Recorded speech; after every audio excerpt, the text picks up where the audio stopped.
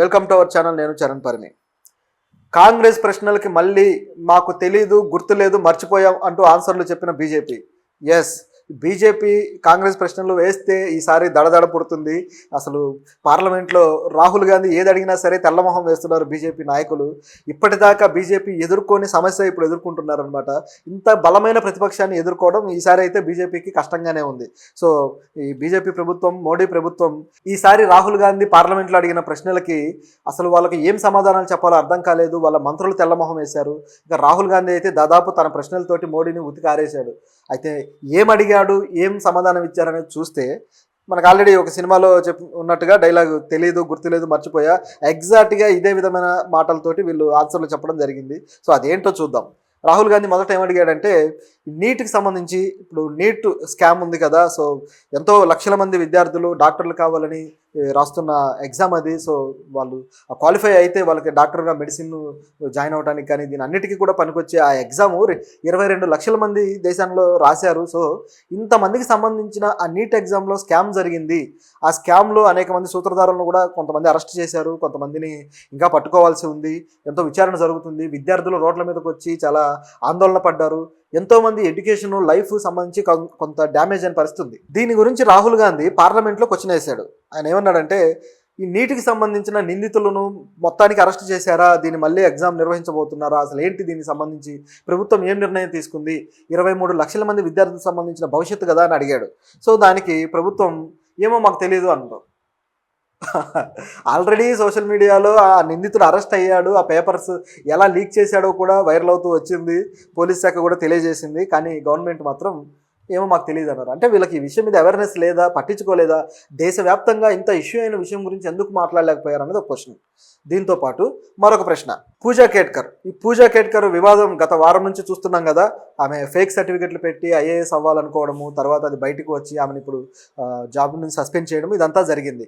దీంతో పాటు ఈ ఐఏఎస్ స్కామ్ అనేది, ఐఏఎస్లు ఐపీఎస్లు కావచ్చు, వీళ్ళంతా కూడా యూపీఎస్సీలో స్కామ్ జరుగుతుంది, చాలామంది ఫేక్ సర్టిఫికెట్లు పెట్టి నాకు కాలు బాగాలేదు, లేకపోతే చేయి బాగాలేదు, మైండ్ దొబ్బిందని చెప్పేసి రకరకాలుగా వీళ్ళు ఫేక్ సర్టిఫికెట్లు తీసుకొచ్చి ఇచ్చి వాళ్ళు ఎగ్జామ్స్ రాస్తున్నారు, అలాగే క్వాలిఫై అయ్యి వీళ్ళు జాబ్లు కొట్టేస్తున్నారు. సో ఇది అవినీతి, అన్యాయము, వీళ్ళు ఇలా స్కామ్ చేస్తున్నారు. దీని గురించి మీరు ఏం ఆలోచించారు, ఈ విషయం మీద ఏమన్నా సొల్యూషన్ ఉందా అంటే మాకు తెలియదు అన్నారు. ఇది పరిస్థితి. ఆల్రెడీ పూజా కేట్కర్ మీద సస్పెండ్ చేయడం జరిగింది, చర్యలు తీసుకుంటూ ఉన్నారు. కానీ ఎక్కడ దీని గురించి మళ్ళీ రచ్చ అవుతుందో అని జాగ్రత్త పడడం కోసం మాకు తెలియదని సింపుల్గా చెప్పారు. మోడీకి ఉన్న అలవాటు ఏంటంటే, ఏదైనా ఒక వివాదం ఉంది లేదా ఏదైనా ఒక ప్రాబ్లం ఉంది, అది ప్రతిపక్షాలు కానీ లేకపోతే ప్రజలు కానీ ఎవరైనా అడ్రస్ చేస్తే దాని గురించి, దానికి సంబంధించి ఆయన ఆన్సర్ చెప్పడు, నిశ్శబ్దంగా ఉంటాడు, ఏమాత్రం మాట్లాడు. సో ఆయన్ని ఒక విధంగా మౌనముని అని చెప్పేసి ఆయన్నే అనొచ్చు. గతంలో మాజీ ప్రధానమంత్రి అనేవాళ్ళు, నిజానికైతే వీళ్ళనే అనొచ్చు. ఎందుకంటే సమస్యల విషయంలో రియాక్ట్ అవ్వరు, ఒట్టిగా మాత్రం అవాకులు చవాకులు పేలుతూ ఉంటారు. ఇది వీళ్ళ స్టైల్. ఇక్కడ కూడా చూస్తే అదే విధంగా కనబడుతుంది. దీంతోపాటు మరో క్వశ్చన్ కూడా వేశాడు. యూపీఎస్సీ ఈ స్కామ్ అంతా బయటకు వచ్చేసింది కదా, దీని తర్వాత జరిగిన పరిణామం ఏంటంటే, యూపీఎస్సీ చైర్మన్ తన పదవికి రాజీనామా చేసి వెళ్ళిపోయాడు. ఇంకా కొంతమంది ఏమన్నారంటే, ఈయన సన్యాసం ఏమైనా తీసుకోబోతున్నాడా అని కూడా వ్యాఖ్యానించారు. సో సడన్గా ఈ యూపీఎస్సీ చైర్మన్ రాజీనామా ఎందుకు చేయాల్సి వచ్చింది, ఈ స్కాములు బయటకు వస్తే దాని మీద కమిటీ వేయండి అని ఆయన ఆర్డర్స్ ఇస్తే అయిపోద్ది కదా. ఎందుకు ఇలా జరిగింది అంటే, ఆ చైర్మన్కి దీంట్లో ఏమైనా పాత్ర ఉందన్న క్వశ్చన్ వచ్చింది. సో దీన్నే ఆధారం చేసుకుని యూపీఎస్సీ చైర్మన్ రాజీనామా చేశాడు కదా, దీని మీద మీ ఉద్దేశం ఏంటి, ఎందుకు చేశాడు అని అడిగితే మాకు తెలియదు, సింపుల్గా మాకు తెలియదు అనేసారు. దీని తర్వాత మరో క్వశ్చన్, కరోనా టైంలో సాధారణంగా కరోనాతో చనిపోయిన వాళ్ళు కాకుండా అదనంగా దాదాపు 11 లక్షల మంది చనిపోయారు. అంటే వీళ్ళు చూపించిన గవర్నమెంట్ లెక్కల్లో చాలా తక్కువ మంది ఉన్నారు, ఒక 5-6 లక్షల మంది ఉండుంటారు. కానీ అదనంగా 11 లక్షల మంది చనిపోయారు. మరి ఈ చావులకు సంబంధించి మీ దగ్గర రికార్డు ఉందా, దీనికి కారణాలు ఉన్నాయా, మీకు తెలుసా అని చెప్పి అడిగారు. దానికి కూడా మాకు తెలియదు, మీ దగ్గర ఏమన్నా ఉంటే ఆధారం మాకు ఇవ్వండి, మేము పరిశీలిస్తామన్నారు. కరోనా వచ్చి వెళ్ళిపోయి 3-4 సంవత్సరాల తర్వాత ఇప్పుడు పరిశీలించేది ఏంటి? ఆ పరిశీలన కానీ దానికి సంబంధించిన న్యాయం కానీ అప్పుడే చేసి ఉండాలి కదా. గత ప్రభుత్వం కూడా వీళ్ళే కదా, బీజేపీనే కదా. ఇప్పుడు వీళ్ళు ఆధారాలు సంపాదించిస్తే పరిశోధిస్తారంట. అంటే ప్రభుత్వం దగ్గర దీన్ని పరిశోధించడానికి, కమిటీలు వేయడానికి వాళ్ళ దగ్గర మనుషులు లేరా, శాఖలు లేవా, ఆరోగ్య శాఖ లేదా, వీళ్ళంతా ఏం చేస్తారు అంటే ఒక లెక్కలేనితనం అనమాట. అంటే కేవలం ఒక సమాధానం ఎందుకు చెప్పాలి అనే లెక్కలేనితనంతో చెప్పిన ఆన్సర్ ఇది. గతంలో కూడా కరోనాకి సంబంధించి ఇదే ఆన్సర్ పార్లమెంట్లో ఇచ్చారు.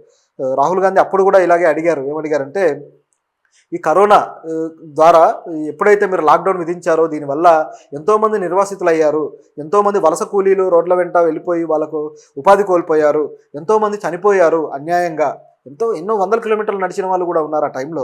సో ఇంత బీభత్సంగా వీళ్ళు నష్టపోయారు. సో వీళ్ళు దీనికి ఈ నష్టానికి మీరు ఏమైనా సొల్యూషన్ కనిపెట్టారా, దీనికి ఏమైనా చేస్తున్నారా, మీరు వాళ్ళ కుటుంబాలకు కానీ వలస కూలీలు ఉపాధి కోల్పోయిన వాళ్ళకి కానీ ఏమైనా చేస్తున్నారా అంటే వాళ్ళకి సంబంధించిన రికార్డు మా దగ్గర లేదు, మాకు తెలియదు అన్నారు.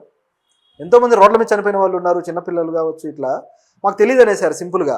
ఆ టైంలో ఆయన ఒక నెమలికి, మోడీ గారు ఒక నెమలికి ఆహారం ఇస్తూ నెమలిని పెంచుకుంటూ ఉన్న ఫోటోలు కూడా బాగా వైరల్ అయ్యాయి. సో ఇవన్నీ తెలుసుకోకుండా నెమలికి ఆహారం పెట్టుకుంటూ గడుపుతున్నాడు మోడీ అని చెప్పేసి కూడా సోషల్ మీడియాలో చాలా దుమారం రేగింది.